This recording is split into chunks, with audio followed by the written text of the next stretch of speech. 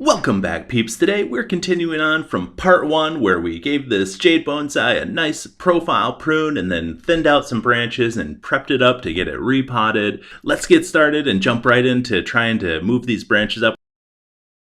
Alright, so I've got an old bike inner tube and some zip ties, and that's what I'm going to try and use to pull these branches in a little bit more. I don't know if this is going to work, but let's give it a shot and see what happens. I think this is going to work out better than trying to use a wire, which is definitely going to leave a mark on the soft skin on this, it is a succulent. So let's see. So I think this branch here, I'm going to try and anchor it right here. So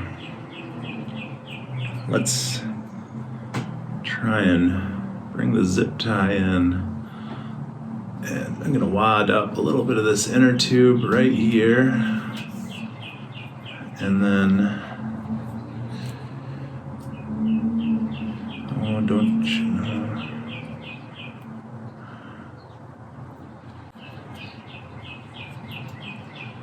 okay, so got it there. So now, just going to try and make sure that that inner tube is staying where I want it.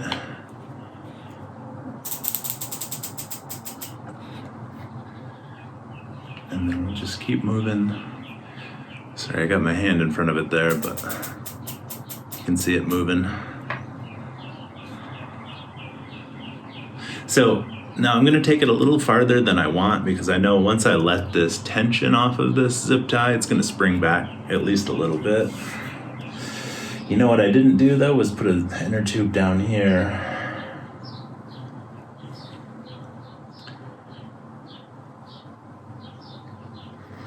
I'm not going to worry about that right now though. Alright, just cut that off. Alright, so that actually worked out really well. So I'm going to try that now with this one. I don't know how, so we'll just have to try it and see. I'm going to cut, so I cut a full one of these for that last one. It was a little bit long, so I'm going to take this piece and cut it in half. And then try and put half of it in here.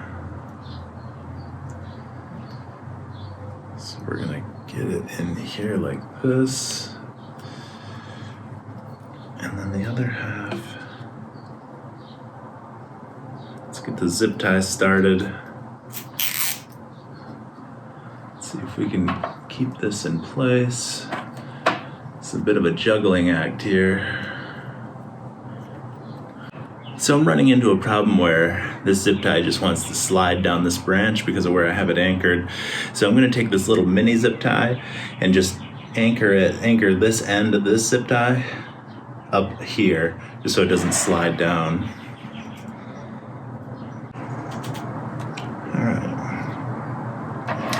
Alright, so you can kind of see that I just anchored this piece up here, so I'm going to try and pull that up just a bit more, and then I'll tighten this down just to keep that up there. So let's cut these ends off here.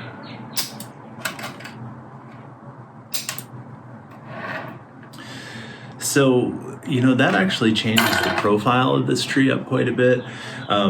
Now, I don't plan on having it in this tight, for when it's done, but I'm pretty sure when I take these zip ties off, these are going to kind of relax at least a little bit. So at least that's what I'm hoping. I don't know. I think it looks pretty good though. So yeah, I got the inner tube under there, and we'll see how that works. I don't know. It's not something I've tried before on a jade, but we'll see how it goes.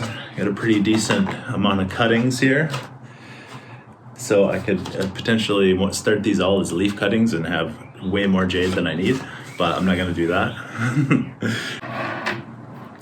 So I'm pretty happy with that for now.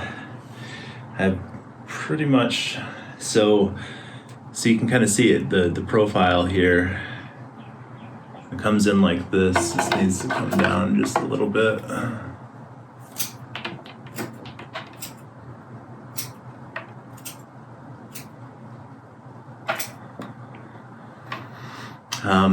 But once this kind of comes out and relaxes, it'll fill out this side just a little bit more.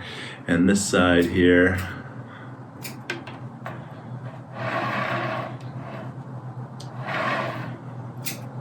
same thing will happen once this relaxes down a little bit. You can see a lot of the leaves here are growing in this way now. So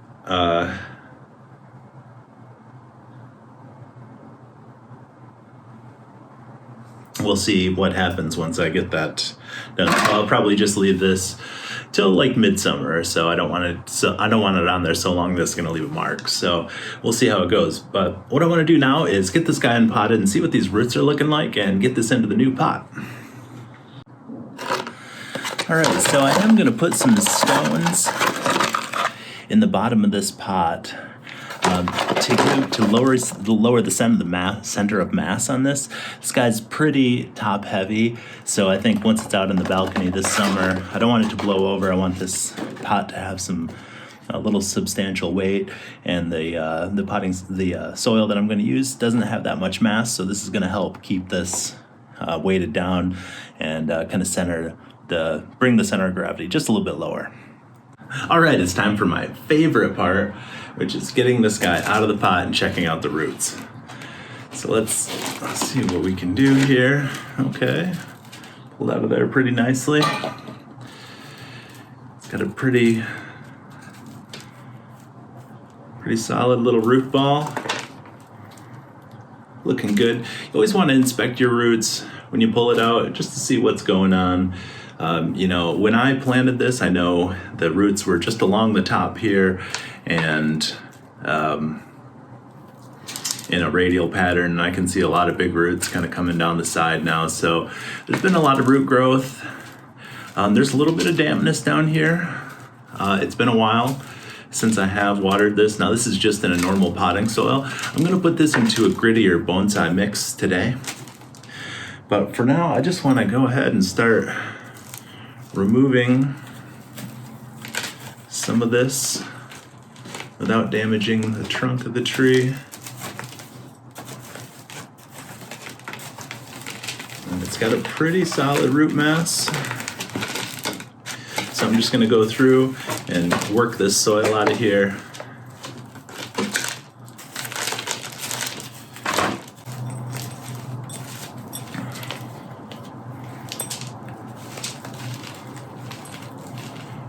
Really interesting. So you can tell since I really did rake it out, it's got a nice flat bottom underneath here, and all the roots just kind of radiate out from the center. So I'm going to try and rake some of this out.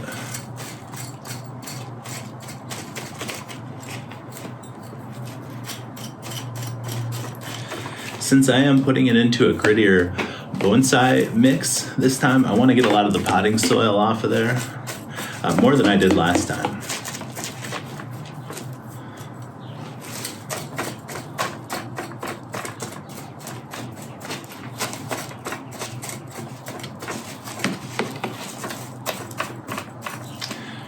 So I'm seeing some nice white tips on these roots, which tell me they're a live root, so that looks really good.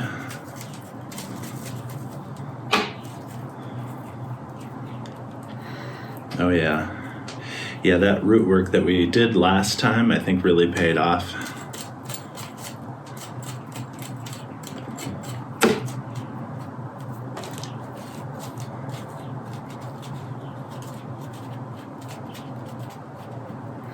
All right, I'm gonna finish this up.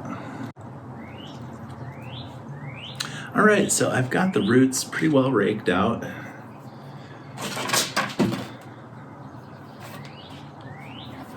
See, just a little bit of potting soil in there still.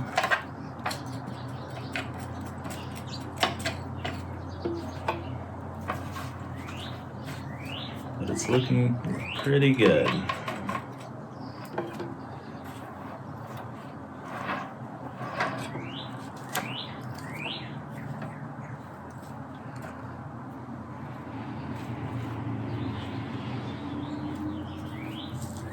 So what's going on here? I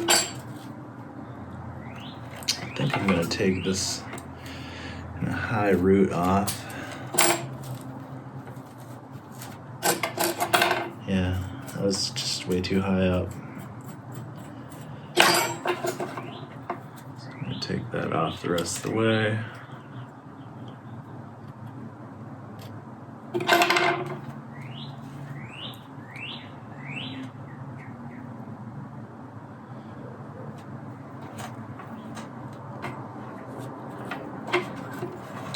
So this one, I'm gonna take this off, I think too. It's a nice looking root, but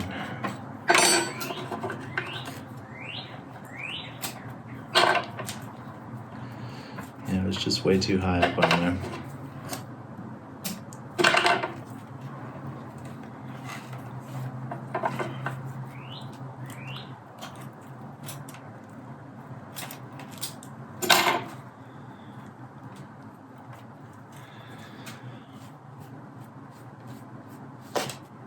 Alright, so now we've got a pretty nice radial base for this tree. It's flat on the bottom. It sits nicely. Oops, that's the front. So that's what we're going to go with. So I'm just going to trim up the ends here a little bit. So you don't need quite this much. And that one, I'll leave that. All right, so I've already got a little bit of bonsai soil in here.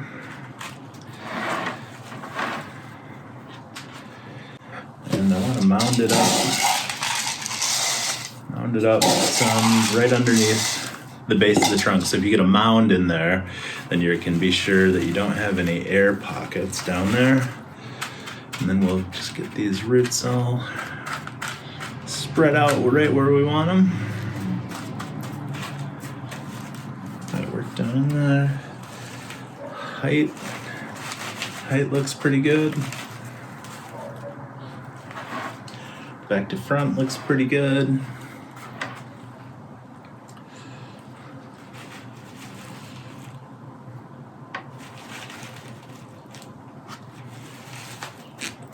I think I'm just going to change the angle just a little bit so that this part of the trunk is more vertical than it was before.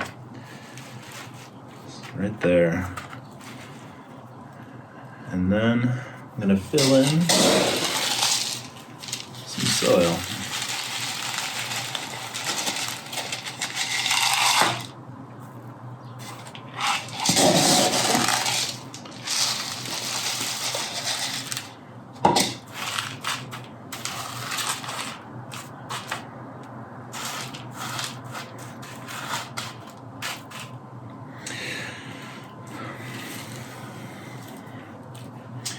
All right, so there's not a lot of air pockets to work down in there, but it does help if you just work whatever air pockets are in there.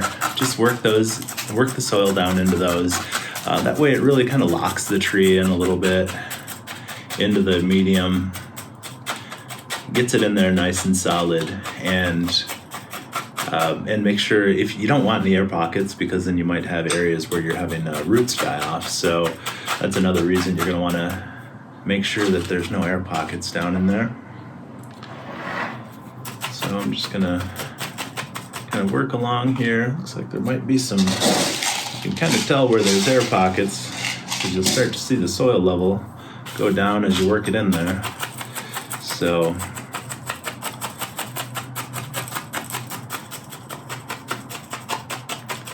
right here, I can see that soil is working its way down in there, so there must have been some air pockets down in there.